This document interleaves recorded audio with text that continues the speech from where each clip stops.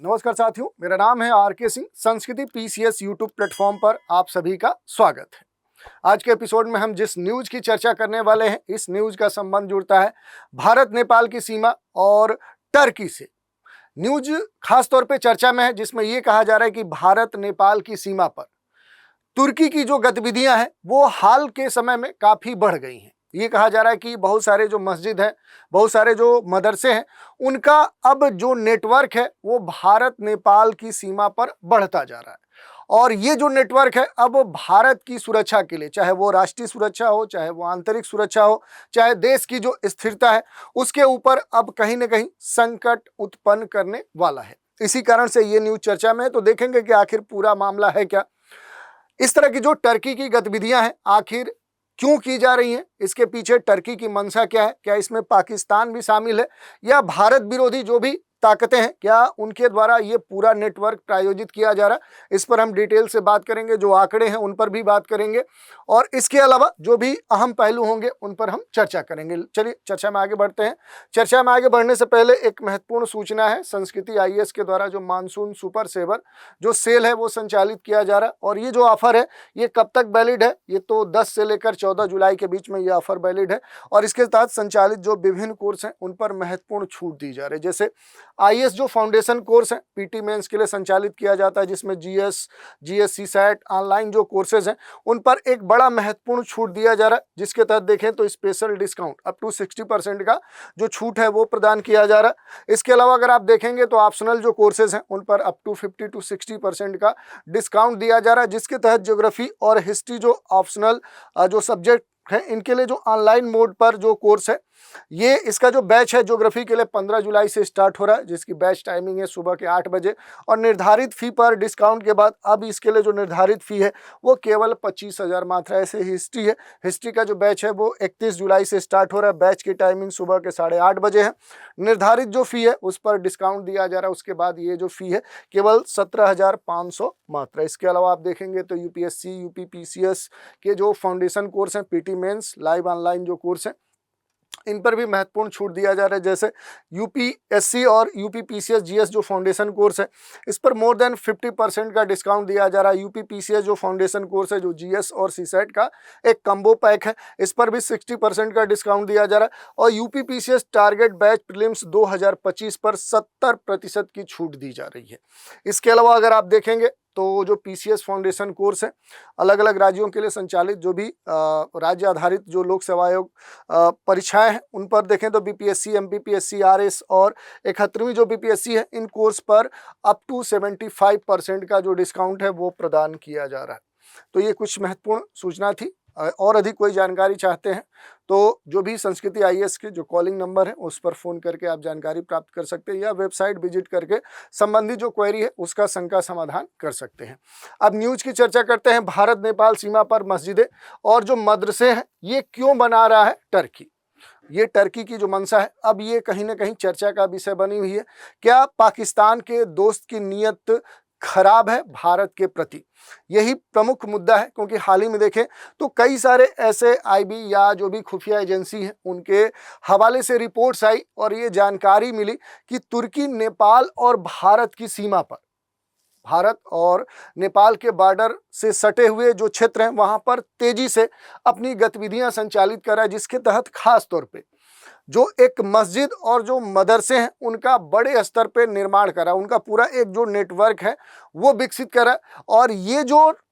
Turkey है, जो तुर्की है, इसकी जो गतिविधि है न केवल रिलीजियस स्तर पे, धार्मिक स्तर पे, बल्कि इसके पीछे राजनैतिक और जो वैचारिक जो उद्देश्य है वो भारत विरोधी एजेंडे को बढ़ावा देने के लिए देखा जा सकता है, इसकी आशंका प्रबल है। दूसरी बात करें अगर इसके तहत जो कुछ महत्वपूर्ण जो एक्टिविटीज हुई हैं, जिसमें देखें वर्ष 2018 से लेकर 2021 के बीच में यहाँ पर देखेंगे तो 760 से लेकर 1000 जो मस्जिदें हैं वो निर्मित की गई हैं।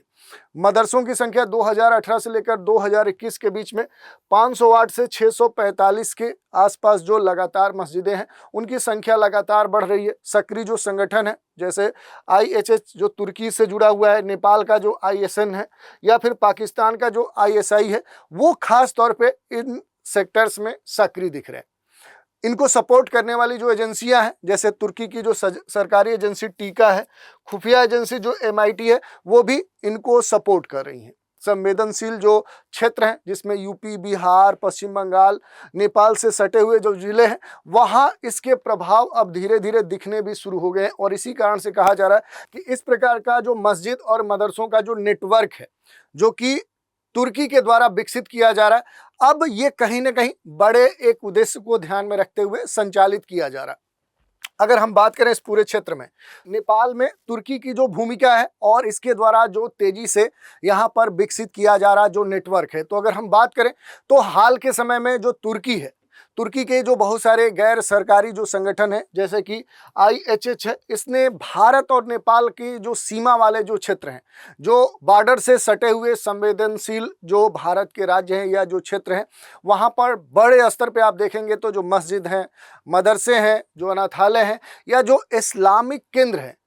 उनके बनवाने का जो कार्य है वो तेजी से यहाँ पर किया है। और ये जो कह सकते हैं कि संगठन है, इसका जो संबंध है, जो टर्की का ये संगठन है, इसका जो संबंध है वो चरमपंथी जो इस्लामी संगठन है उनसे जोड़कर देखा जाता है। और इस कारण से कहा जा सकता है कि जो टर्की है वो प्रायोजित कर रहा है कि भारत नेपाल की सीमा से सटे हुए जो क्षेत्र हैं, वहाँ पर क्या किया जाए, चरमपंथियों का कहीं ना कहीं जो प्रभाव है वो बढ़ाया जाए। और ये जो संगठन है मूल रूप से तुर्की सरकार की जो खुफिया एजेंसियां हैं उनसे क्या करता है, फाइनेंशियली सपोर्ट प्राप्त कर रहा है, यानी आर्थिक रूप से पैसे या इस तरह के जो भी रसद है उसकी जो प्राप्ति है वो कर रहा है। स्थानीय जो संगठन है इस्लामिक संघ जो नेपाल है ISN, इसके साथ भी मिलकर तुर्की ने वैचारिक स्तर पे, शैक्षणिक स्तर पे, धार्मिक स्तर पे जो प्रभाव है वो फैलाने का जो प्रयास है वो भारत और नेपाल की सीमा से सटे हुए जो क्षेत्र हैं यहाँ पर खास तौर पे अपनी जो गतिविधि है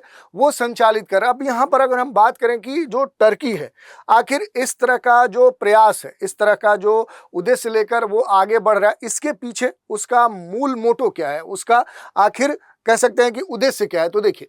खास तौर पे जो टर्की है, भारत नेपाल बॉर्डर सीमा पर जो मानवीय पहुंच है उसे तो वो सुनिश्चित कर ही रहा है, बल्कि जो वैचारिक पैठ है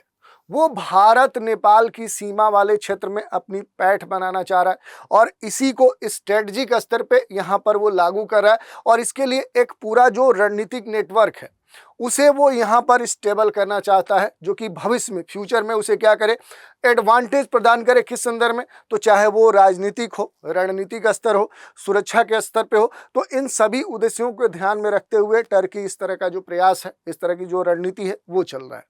राजनीतिक इस्लाम का जो प्रसार है, जो भारत विरोधी कट्टर विचारधारा है, उसको भी पोषण करने का जो प्रयास है वो टर्की के द्वारा किया जा रहा है। यही नहीं, अगर हम बात करें कि भारत के लिए इस एक्टिविटी से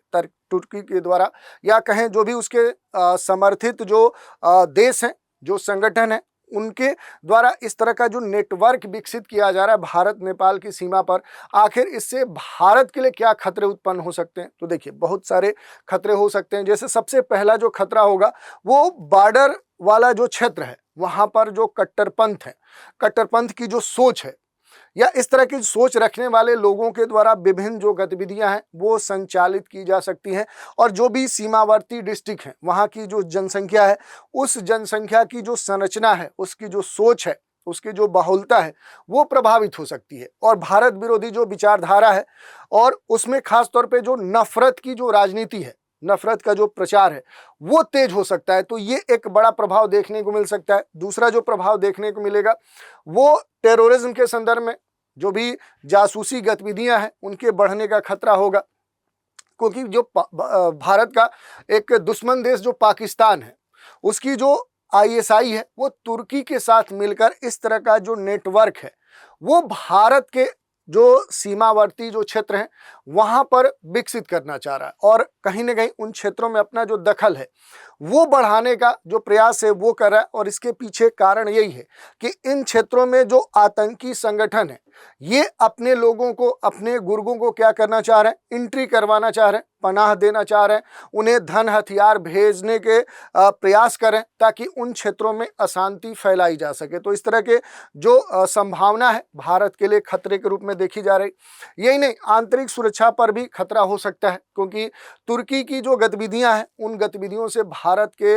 जो महत्वपूर्ण सीमा वाले जो राज्य हैं जो नेपाल से कहीं ना कहीं लगते हैं, जैसे बिहार है, यूपी है, पश्चिम बंगाल है, तो यहाँ पर सुरक्षा से जुड़ी हुई जो चुनौतियां हैं वो आने वाले समय में उत्पन्न हो सकती हैं। और नेपाल में भारत विरोधी जो माहौल है वो भी बनाया जा सकता है, क्योंकि एक तरह से देखें तो नेपाल को भारत का समर्थित राष्ट्र कहा जाता है। बहुत सारे वहाँ एक तरह से हिंदू राष्ट्र के तौर पे नेपाल वहाँ पर मौजूद है, तो वहाँ पर जो एक सोच है भारत के प्रति वो बदलने का प्रयास किया जा रहा है। राजनयिक जो संबंध है भारत और नेपाल के बीच में वो खराब करने का प्रयास किया जा रहा है। यही नहीं, सीमा सुरक्षा और जो आतंकवाद है उस पर भी कहीं ना कहीं अब उसको लेकर चिंता जताई जा रही है, क्योंकि नेपाल से जो कहीं ना कहीं बगावत करने वाले जो सदस्य हैं, संगठन हैं, आतंकवादी जो गुर्गे हैं, उनको अब आश्रय मिलने की जो संभावना है ऐसे क्षेत्रों में देखी जा रही है, जो कह सकते हैं कि भारत के लिए जो खतरा साबित होने वाले, जैसे आईएसआई है, तुर्की के द्वारा जो भी सीमा पार जिहादी नेटवर्क हैं, वो अगर आने वाले समय में डेवलप कर लिए जाते हैं, विकसित कर लिए जाते हैं, तो इस तरह के जो नेटवर्क हैं उनके विकसित करने का जो प्रयास है, विशेष रूप से जो नेपाल से सटे हुए जो राज्य हैं, उत्तर प्रदेश, बिहार, पश्चिम बंगाल और इनके जो सीमावर्ती जिले हैं, वहाँ पर इस तरह के जो सक्रिय प्रभाव है उनको उत्पन्न किया जा सकता है। तो ऐसे बहुत सारे खतरे हैं, जिनमें से कुछ पर हमने चर्चा की। भारत नेपाल जो सीमा है ये काफ़ी सेंसिटिव मानी जाती है, काफ़ी संवेदनशील मानी जाती है। इसके पीछे कई कारण हैं, जैसे आप देख सकते हैं यहाँ पर क्या है, ये पूरा नेपाल वाला क्षेत्र है, और ख़ास तौर पे देखेंगे तो उत्तर प्रदेश और बिहार और इसके अलावा पश्चिम जो बंगाल है, इनके खास तौर पे जो बॉर्डर वाले क्षेत्र हैं, यहाँ पर सबसे अधिक खतरा देखने को मिल रहा है। क्योंकि अगर देखेंगे तो नेपाल के साथ जो हमारी सीमा साझा होती है, ये पूरी तरह से देखें तो ओपन बॉर्डर है। भारत नेपाल के बीच में देखें तो लगभग 2000 किलो, लगभग 1751 किलोमीटर लंबी सीमा साझा होती है, लगभग 2000 किलोमीटर मान सकते हैं। खुली सीमा है, और यहाँ पर खुली सीमा होने के कारण एक तरह से वीजा पासपोर्ट की कोई ज़रूरत नहीं है। बड़े स्तर पर सुरक्षा मानक यहाँ पर लगाए नहीं गए हैं। बगैर बाढ़ की जो सीमा है वो अधिकांश आप देखेंगे तो भारत नेपाल के बीच में कोई इस तरह का बाढ़ या इस तरह के कह सकते हैं घेराबंदी नहीं की गई है, जिससे अवैध स्तर पे जो आवाजाही है वो काफ़ी आसान है। तो ये हो सकता है कि नेपाल वाले क्षेत्र से जो इस तरह के कट्टरपंथी हैं, जो आतंकवादी नेचर वाले जो लोग हैं, या जिनके उद्देश्य कह सकते हैं कि कट्टरपंथ है, वो भारत में आसानी से इंटर कर सकते हैं। आतंकियों के लिए एक रास्ता जो है बड़ा ही आसान होगा भारत में एंट्री के लिए, जैसे लश्कर है, जैश है, इंडियन मुजाहिदीन है, इस तरह के बड़े जो आतंकवादी जो संगठन है वो आसानी से भारत में क्या कर सकेंगे, नेपाल के मार्ग से आसानी से इंटर कर सकते हैं। और इस कारण से इस पूरे क्षेत्र में देखें जो तस्करी है,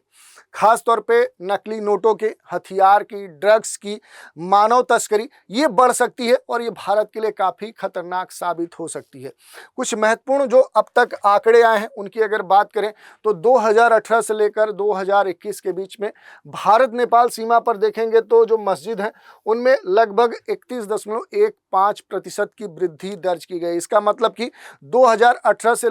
लेकर 2021 के बीच में लगभग 3-4 वर्षों में देखेंगे तो भारत नेपाल बॉर्डर पे जो मस्जिदों के बनाने की जो गतिविधियां हैं वो काफ़ी बढ़ चुकी हैं। ये मंदिरों के ही संदर्भ में नहीं बल्कि मदरसों के भी संदर्भ में है। मदरसों के जो संख्या है उसमें भी देखें तो बड़े स्तर पे 27% की जो वृद्धि है वो हाल के 3-4 वर्षों में देखने को मिली है। खुफिया रिपोर्ट तो ये भी कहती है कि ये जो संस्था है ये धार्मिक शिक्षा के बहाने क्या कर रही हैं, इस पूरे क्षेत्र में बॉर्डर वाले जो क्षेत्र हैं, सेंसिटिव जो भारत नेपाल वाले जो क्षेत्र हैं, यहाँ पर क्या कर रही हैं, वैचारिक जो कट्टरता है वो फैला रही हैं, जो चरमपंथ है उसको फैला रही हैं। और इन मदरसों को बड़े स्तर पर जो एक फिनेंशियल जो सपोर्ट है वो विदेशों से आने वाले चंदे के माध्यम से होता है। खास तौर पे जो टर्की है, खाड़ी के जो देश हैं वो इन्हें प्रायोजित करें, इन्हें बड़े स्तर पे फंड प्रदान करें। तो इस तरह की जो कह सकते हैं कि इन्हें वित्त पोषित करने की जो स्थिति है वो टर्की और अरब वाले देशों से देखने को मिल रही है। तो ये पूरा हमने न्यूज़ देखा। इसके अलावा अगर आप देखेंगे तो उत्तर प्रदेश में बड़े स्तर पे जो कार्रवाई है वो भी देखने को मिली है। जो उत्तर प्रदेश की सरकार है इसने नेपाल की सीमा से लगे हुए जो महत्वपूर्ण डिस्ट्रिक्ट हैं, जैसे आप देखेंगे तो लगभग 7 जो जिले हैं, लखीमपुर खीरी, पीलीभीत, बहराइच, श्रावस्ती, बलरामपुर, सिद्धार्थनगर और महाराजगंज, तो यहाँ से अगर देखें तो इन सभी जिलों में 7 जिलों में लगभग 350 से अधिक जो अवैध धार्मिक जो संरचनाएं हैं उनको बॉर्डर वाले या सेंसिटिव वाले जो क्षेत्र हैं वहां से हटा दिया गया है। यहाँ से लगभग 225 मदरसे, 30 मस्जिदें और 25 जो मजारे हैं, 6 ईदगाह हैं, वो इसमें शामिल हैं, जिनको कहीं ना कहीं एक तरह से सील कर दिया गया है, जो कि कहीं ना कहीं संदिग्ध मानी गई हैं। और इस अभियान में देखें तो न्यूमेरिक रूप से लगभग 429 बड़ा डेटा है, देखिए 429 निर्माण जो है इस तरह के जो कहीं ना कहीं देश की आंतरिक सुरक्षा, राष्ट्रीय सुरक्षा के लिए जो खतरा हो सकते हैं उनको ध्वस्त किया गया है। इस पूरे क्षेत्र में अब खास तौर पे जो ड्रोन के द्वारा जो इमेजिंग है, सैटेलाइट जो मैपिंग है, वो इस क्षेत्र पर खास तौर पे नजर रखने के लिए उपयोग में लाई जा रही है। और ये जो पूरी कार्रवाई है ये खास तौर पे उत्तर प्रदेश और नेपाल के बीच में जो सीमा है, जो सबसे सेंसिटिव है, वहां पर खास तौर पे की जा रही है। अब इसके संदर्भ में देखें तो भारत के लिए अगर अपनी सुरक्षा भारत को सुनिश्चित करना है तो उसे कौन से कदम उठाए जाने चाहिए, कौन से उसे प्रिकॉशन लेने चाहिए सुरक्षा के संदर्भ में, तो कई कह सकते हैं कि सुरक्षा मानक यहाँ पर लागू किए जा सकते हैं। जैसे सबसे पहला क्या है कि जो सुरक्षा एजेंसियां हैं उनका जो नेटवर्क है उसे अब भारत को और मजबूत करना चाहिए, खास तौर पे भारत नेपाल या इस तरह के भारत के जो सीमावर्ती जो क्षेत्र हैं वहाँ पर। भारत नेपाल की सीमा पर जो इंफ्रास्ट्रक्चर है उस पर अब निगरानी बढ़ाई जानी चाहिए। इस तरह के जो भी गतिविधियां संचालित हो रही हैं बाहर के द्वारा प्रायोजित जो है उन पर नज़र रखनी चाहिए। नेपाल जो सरकार है उससे बातचीत करना चाहिए, कूटनीतिक बातचीत करने के साथ ही जो भी गतिविधियां हैं उन पर नियंत्रण करने की भी मांग उठाई जानी चाहिए। खास तौर पे जो भी लोकल कह सकते हैं कि लोग हैं, जो स्थानीय लोग हैं, उनके स्तर पे खास तौर पे प्रयास किया जा सकता है, उन्हें जागरूक किया जा सकता है, उन्हें अवेयर किया जा सकता है। और अवेयर करते हुए जनता में ये इसका प्रयास किया जाना चाहिए कि जो कट्टरपंथ है उसका जो प्रभाव है उससे वो प्रभावित न हो सके। दूसरी बात, नेपाल के साथ जो भी संयुक्त आतंकवादी जो कह सकते हैं आतंकवादी जो निरोध वाले जो एक्टिविटीज़ हैं, जैसे अभ्यास के स्तर पे खुफिया जो साझेदारी है उसको भारत को और एक्टिव करना चाहिए। और इसके माध्यम से इस तरह के जो भी सेंसिटिव क्षेत्र हैं वहाँ पर भारत क्या कर सकता है कि अपने सुरक्षा को और मजबूत कर सकता है। तो इस तरह से पूरा ये न्यूज़ है, इस पर हमने देखा। इसके अलावा अगर आप देखना चाहें तो टर्की के बारे में देख सकते हैं, टर्की की जो अवस्थिति है वो कहाँ पर है और चर्चा में रहता है। इसके जो भी क्षेत्र हैं, जैसे इसके उत्तर में देखेंगे तो ब्लैक सी आपको देखने को मिलेगा, और जो भी इससे सटे हुए जो क्षेत्र हैं और जो महत्वपूर्ण जलीय क्षेत्र हैं उनको आप देख सकते हैं। इसके जो सीमावर्ती राष्ट्र हैं वो आपके लिए महत्वपूर्ण हो सकते हैं। तो ये पूरी चर्चा थी। इसी चर्चा पर आधारित एक प्रश्न देख लेते हैं। प्रश्न है, भारत के किन राज्यों को सीमा या भारत के किन राज्यों की जो सीमा है वो नेपाल से अपनी सीमा साझा करती है? उत्तर प्रदेश, बिहार, उत्तराखंड, सिक्किम, पश्चिम बंगाल, उत्तर प्रदेश, झारखंड, असम, त्रिपुरा, पंजाब, हिमाचल प्रदेश, उत्तराखंड, बिहार, राजस्थान, गुजरात, उत्तर प्रदेश और असम। तो इस तरह से आज हमने चर्चा कर ली कि भारत नेपाल की सीमा पर जो तुर्की की गतिविधियां हैं वो काफ़ी तेज हो चुकी हैं। खास तौर पे सीमावर्ती क्षेत्रों में देखें तो जो मस्जिद हैं, जो मदरसे हैं, जो इस्लामिक केंद्र हैं, उनको बनाने को लेकर अब जो टर्की है वो काफ़ी एक्टिव दिख रहा है। तो इसी की चर्चा हमने की और इससे जुड़े हुए जो भी अहम पहलू हैं उन पर हमने प्रकाश डाला। तो आज के एपिसोड में इतना ही। आप सभी हमारे साथ बने रहें, इसके लिए धन्यवाद।